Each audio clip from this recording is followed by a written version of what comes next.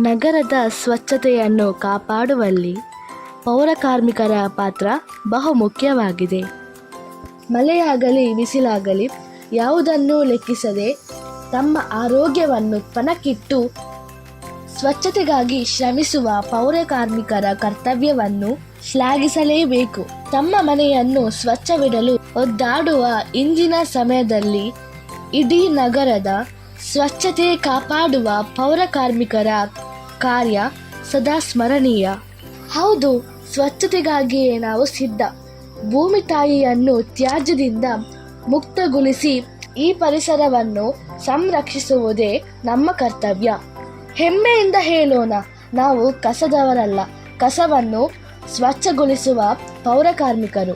ನನ್ನೆಲ್ಲ ಪೌರಕಾರ್ಮಿಕ ಮಿತ್ರರಿಗೆ ಪೌರಕಾರ್ಮಿಕರ ದಿನಾಚರಣೆಯ ಹಾರ್ದಿಕ ಶುಭಾಶಯಗಳು.